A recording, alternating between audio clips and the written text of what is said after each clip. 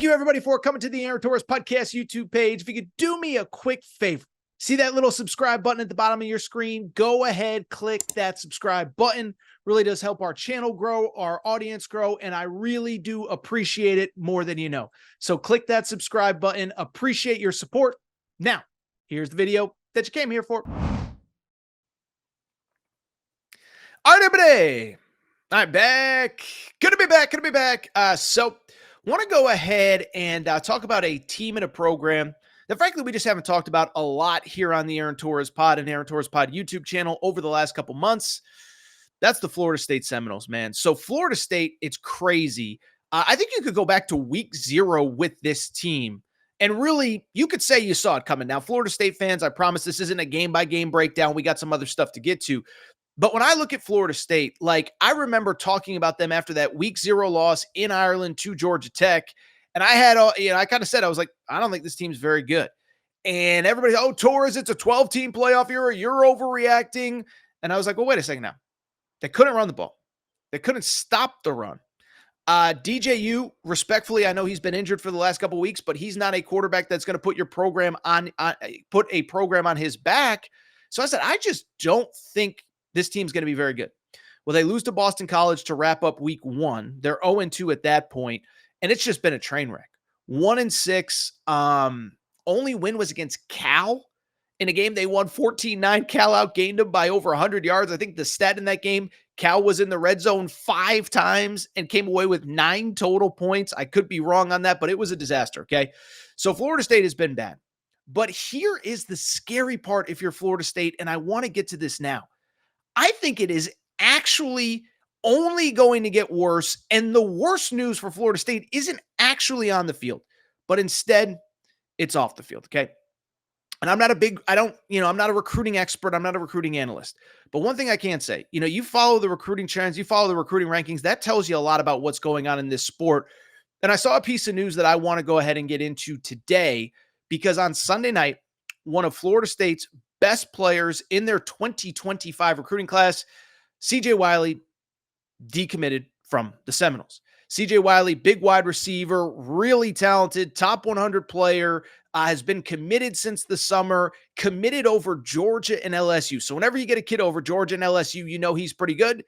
Well, he decommitted and opened his recruitment within the last 36 or so hours, 48 hours maybe. Here's the thing, though. If it was only CJ Wiley, I wouldn't be doing this video. I wouldn't be freaking out. I wouldn't be saying it's bad for Florida State and it's getting worse. But if you follow the recruiting rankings, if you follow the storylines, here's the crazy part. CJ Wiley is actually the 5th player since the start of the college football season. Florida State was right around a top 10 class going into the season. He's the 5th player that has decommitted. All 4 stars or higher. There's a 6th player potentially on the cusp of decommitting. This is a train wreck on the field. It's getting worse off the field. And if you can't solve it in recruiting, I don't know how it gets fixed for Florida State. First off, in terms of the other guys, we don't have to break them down because they're former Seminole commitments at this point. But, I mean, you just listen to the guys that have decommitted. It's bad, right? So we just mentioned CJ Wiley. Beyond him, Javian Hilson, who was the highest ranked player in this class, decommitted a few weeks ago. Since then, has visited Texas, has visited UCF, has visited Syracuse. He's a Florida kid. He's been back to Florida State, so it's not as though they can't get him back, but it is obviously not trending in the right direction.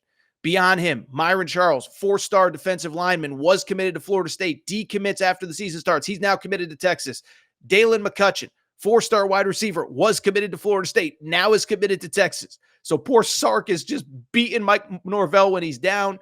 And Malik Clark, a 4-star receiver, originally from South Carolina, decommitted. Now he is committed to South Carolina. So in total, 5 guys have decommitted. On top of it, it's worth noting, I believe it was Steve Wiltfong put in a flip prediction for another player named Chase Lofton, a tight end from the Midwest who is expected to flip to Nebraska. And so right now, even before Chase Lofton is flipped, Florida State, how about this? In a year where they need to be great in recruiting, they only have 11 players committed for 2025, They are current. By the way, I should mention, They're one of the best players in the class, Kevin Wynn, a defensive tackle from Georgia. Georgia was actually in division last week. So again, everybody is going after Florida State's weakness right now.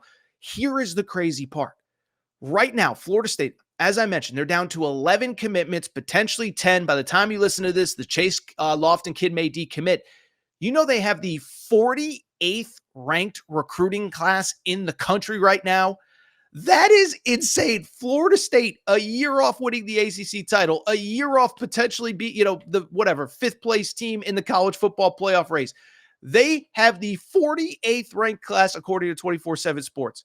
They are one spot behind Minnesota. Now, I'm still one of the few people on the PJ Fleck train, but one spot behind Minnesota, one spot ahead of Boston College. This is not a place that Florida State should be.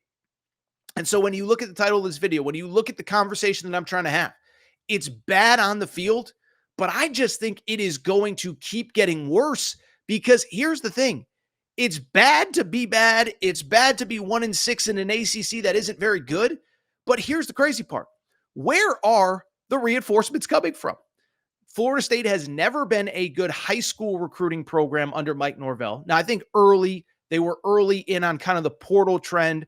They had some success. Then they were able to kind of use that as proof of concept. We're able to get some guys early. They played, they produced, they churned them out. Then you were able to get guys like Jared Verse, Keon Coleman, guys like that. So I don't want to diminish what Mike Norvell did. But what I think we're also learning this year is that when you live by the transfer portal, you die by the transfer portal too, right? And that's what I think about when I see Florida State is, listen, there's nothing wrong with it. 5-6 years ago, it was, oh, transfer, why is he leaving? What's wrong with him? There must be something wrong. It's like, no. It's a new world. But what I also think we're seeing with Florida State is that it is a really tough way to build a college football program. Bottom line is, listen, over the course of the previous 2-3 cycles before this one, they hit on a lot of kids. Keon Coleman, Jared Verse, I mentioned him, Johnny Wilson, who's all these guys were drafted. Jordan Travis, of course, was a transfer once upon a time. But what you also realize is, listen, over a 2-3 year period, they hit on like 9-10 NFL players. And it's hard to do that year over year over year. And when you don't, you get a situation by the way, it's also just hard because you don't know who's going to even go in the portal, right? I think that's the part of the portal that people forget is like, it's easy to say, well, we'll just fix this in the portal. It's like, you don't know who's going in the portal. You don't know who's going to be there. You don't know what positions are going to be, areas of depth in the portal, what areas are going to be, what positions are going to be areas that aren't deep, who else you're going to be competing with. And I just think it's a tough thing to wait till December to try and figure out what your roster is actually going to look like. You want to backfill, you don't want to try to do this year over year over year. And so I just bring it up because you want to go through the high school ranks, and Florida State, it ain't pretty, right? Last year, fringe top 10 class, so at least you brought in a little bit of talent there. But even the year before, even coming off a 10-win season, 18th, 19th ranked class in the country, and then you fast forward to this year. In a year where you need really good talent coming into your recruiting class, you're down to 11 high school recruits, maybe 10 by the time you're listening. And so for Florida State fans, I don't know what to tell you, man. And like one thing I'll say, like, this isn't a fire Mike Norvell video. He got that $80 million extension or whatever it was that he signed. He's got a huge buyout. He's not going anywhere. But what I will say is whenever something bad happens, especially for a program that's been winning, you try to look and see, okay, can it be fixed? What is the solution, or what is the positivity at the end of this?